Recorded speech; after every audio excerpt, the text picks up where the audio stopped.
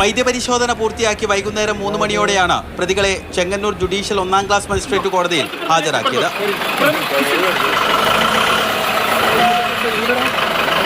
3 പ്രതികളെയും റിമാൻഡ് ചെയ്തതിന് തൊട്ടു പിന്നാലെ തന്നെ പോലീസിന്റെ കസ്റ്റഡി അപേക്ഷയും കോടതി പരിഗണിച്ചു.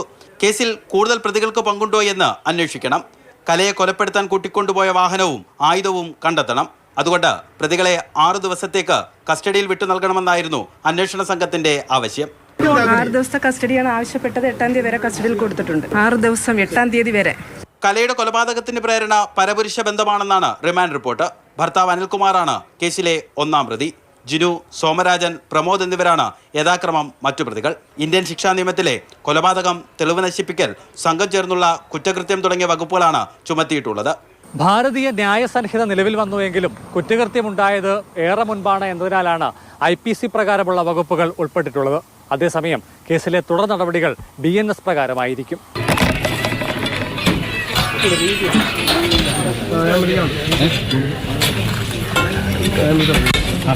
ഇന്നലെ അനിൽകുമാറിന്റെ വീട്ടിലെ കക്കൂസ് മാലിന്യത്തിൽ നിന്ന് വീണ്ടെടുത്ത ശരീരാവശിഷ്ടങ്ങളും മറ്റും ശാസ്ത്രീയ പരിശോധനകൾക്കായി അയച്ചു.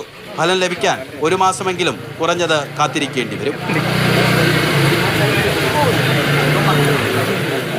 ശാസ്ത്രീയ പരിശോധനാ ഫലം ഏറെ നിർണായകമാണ്.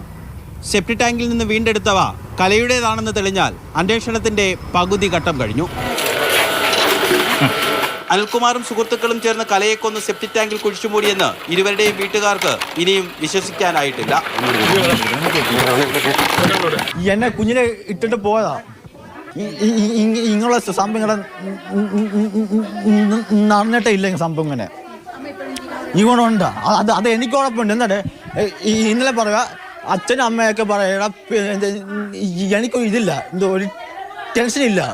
അപ്പൊ ഞാൻ ചോദിച്ചാൽ എന്തിനാ ടെൻഷൻ? അമ്മ ജീവനുണ്ട്, അത് എനിക്കും അറിയാം. അതാണ് ഞാൻ ഒന്ന് പറയുന്നത്. ഞാൻ ചോദിക്കട്ടെ, ഇത്രയും തപ്പി അതെന്തെല്ലാം കിട്ടിയോ? മുടി കിട്ടിയോ? അത് കിട്ടി. ഇത് പടി വാത്തും എന്തെങ്കിലും പെണ്ണുകളെ യൂസ് ചെയ്യാനാണല്ലോ കുളിപ്പ് അങ്ങനല്ലേ പോകുന്നു. അതെന്ത് ചെയ്യുന്നു? ഞാൻ ഇന്നലെ മാത്ത് പുരുഷാഴ്ച ഉണ്ടായിരുന്നു. ആ SP പറഞ്ഞപ്പോൾ ഞാൻ കേട്ട് അത് മൊത്തം ബാറ്ററാണ്. എന്തോ ബാറ്റർ അത് പറ. ആ കലയുടെ മോനത്.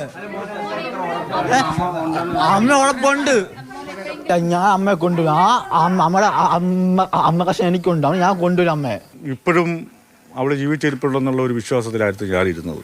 പക്ഷേ കാരണം ഇവിടെ പലരും ഇങ്ങനെ പറഞ്ഞു കേട്ടിട്ടുണ്ട്. അവളെ ആലപ്പുഴ വെച്ച് കണ്ടു, മണ്ണാർശാല വെച്ച് കണ്ടു, എറണാകുളത്ത് വെച്ച് കണ്ടു എന്നൊക്കെ പറഞ്ഞ് പലരും പറയുന്നുണ്ട്. അപ്പം നമുക്ക് ഒന്നോടെ നമുക്ക് ഇവിടെ കാണാനുള്ള ഒരു ആകാംക്ഷയുണ്ട്. പക്ഷേ എന്ത് ചെയ്യാനാണ്? മാന്നാർ എരമത്തൂർ സ്വദേശിയായ കലയെ 2008-2009 കാലഘട്ടത്തിലാണ് കാണാതാകുന്നത്. കഴിഞ്ഞ മാസം അമ്പലപ്പുഴ പോലീസിന് ലഭിച്ച കൃത്യമായ വിവരമാണ് 1.5 പതിറ്റാണ്ട് മുൻപ് നടന്ന കൊലപാതകത്തിന്റെ ചുരുളഴിച്ചത്. ഊമക്കത്ത് ലഭിച്ചത് മുതൽ പഴുതടച്ചുള്ള അന്വേഷണമാണ് ഈ കേസിൽ പോലീസ് നടത്തിയത്. റിപ്പോർട്ടർമാരായ രഘുനാഥ് നാരായണനും അബിലാലിനും ക്യാമറമാൻമാരായ ജോബിൻ തേക്കടിക്കും ജയേന്ദ്രൻ പുല്ലമ്പാറയ്ക്കും ബോണിയും വർഗീസിനുമൊപ്പം ഷിനോജ് ST, മാതൃഭൂമി ന്യൂസ്, ആലപ്പുഴ.